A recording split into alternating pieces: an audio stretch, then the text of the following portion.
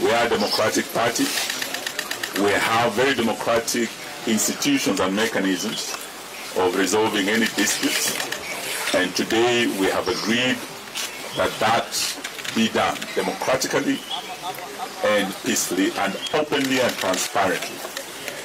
So we will be turning our focus, our full focus, to the by-elections. And we already have the leading candidates for Malava constituency, where I will be proceeding this weekend to start our campaigns for that parliamentary seat.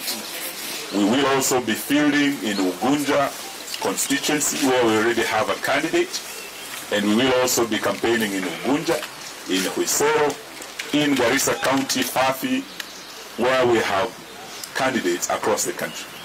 So we want to ask all our members, wherever you may be, musiwe na wasiwasi, chama kiko imara, and you can see all of us here together, na wote tunaelekea kwenye uwanja wa kutafuta viti ya ubunge, viti ya MCA, so that we continue strengthening our party.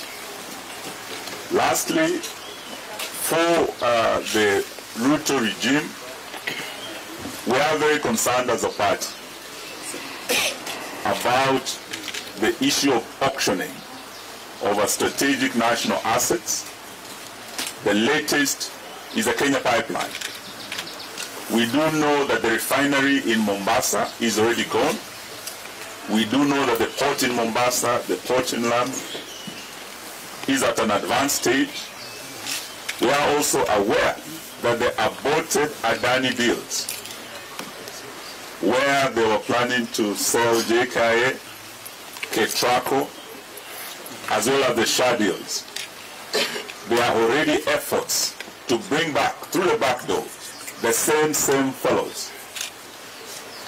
We want them to know that just the way we went to court to challenge them and got Adani out of this country, we will not allow them to bring back Adani through the back door. We'll stay vigilant.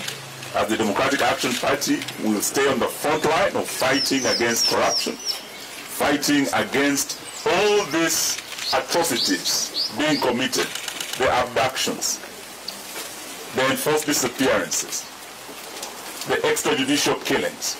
This party has been on the front line and will remain so, even as we go to the by-elections, even as we prepare for grassroots elections to strengthen the fifth largest party in the Republic, called DAP Kenya.